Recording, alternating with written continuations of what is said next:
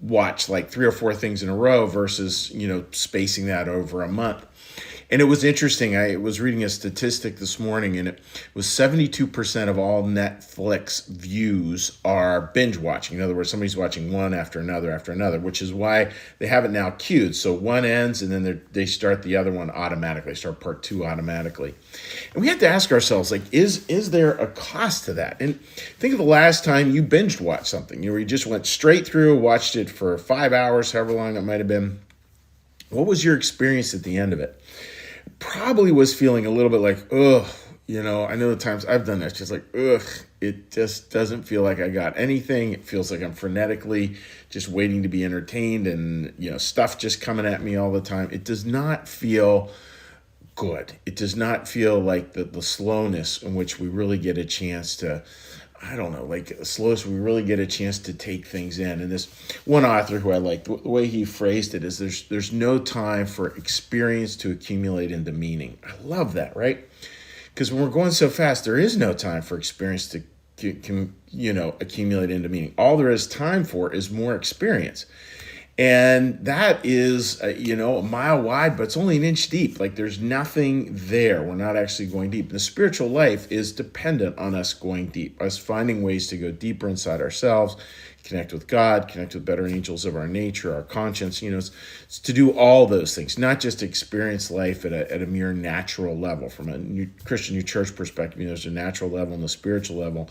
And we're supposed to always be dipping into the spiritual and allowing that to inform the natural, not just living on the natural plane and never going deeper than that.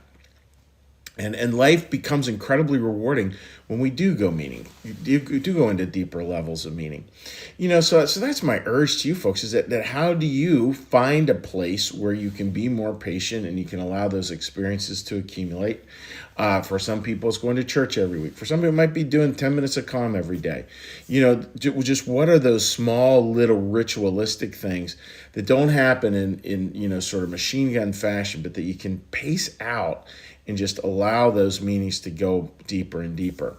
And I know last night we had such a nice night here at New Church Live. What we did was we hosted a little dinner here at our house, and the dinner was over forgiveness and trust.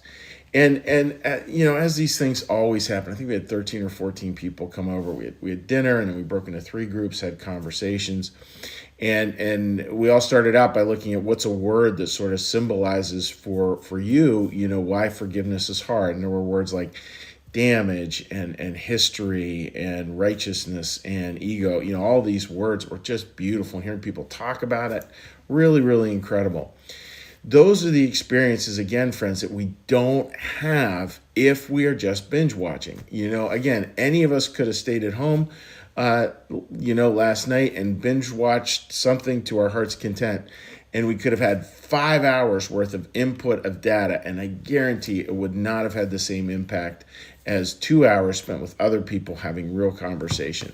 So it maybe sounds like a little, I don't know, sometimes you feel like it sounds a little scolding. I'm not meaning to come across that way.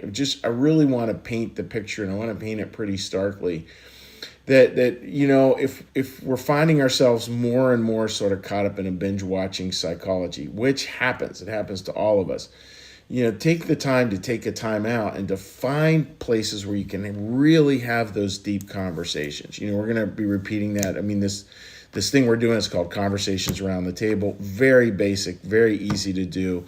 If you want ideas of how to do it with friends, I'd be more than glad to share it with you. If you'd like me to come over, if you live locally and like me to come over and help you to run one, be more than happy to do that.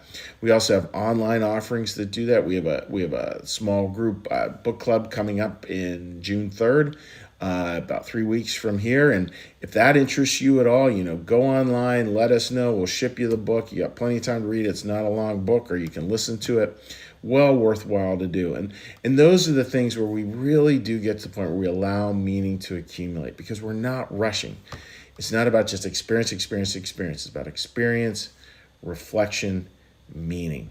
And we have to get back to that. I mean, I feel very, very, very, very strongly about that in my life. So hope that makes sense, friends, and hope you can find that place where you are really like just taking the time. And it's not that we have to do it all that often either. I mean, these group conversation around the table, and we'll probably have another one in a couple of months.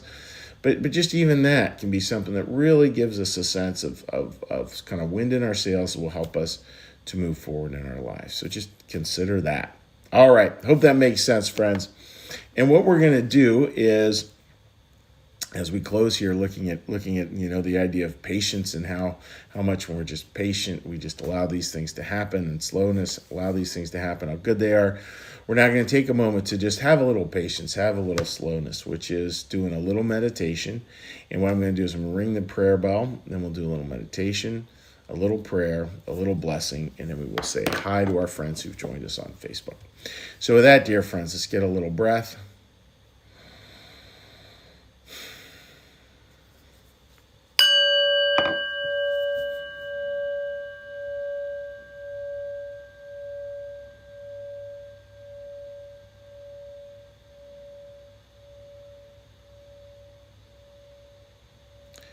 Be still and know that I am God.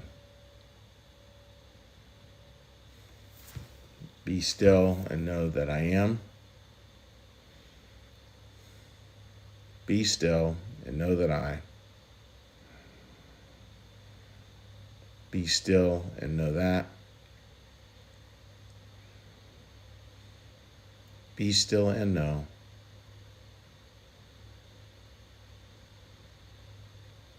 Be still and.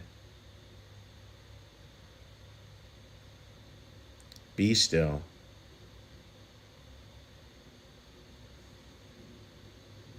Be.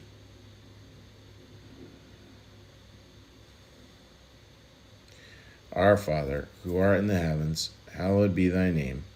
Thy kingdom come, thy will be done, as in heaven, so upon the earth.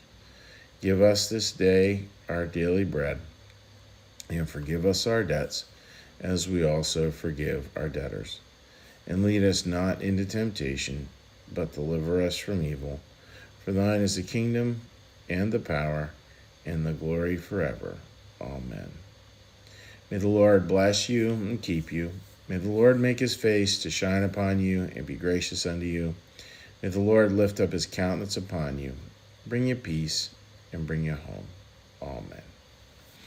All right, dear friends, a little quick look here on Facebook. And again, I hope all of you had a simply wonderful day. All right, I'll come from that page. Let's flip to the other one. All right.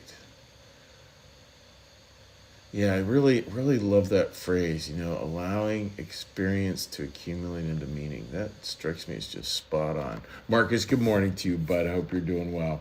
All right, dear friends, listen, God bless you all, and we will see you again tomorrow morning on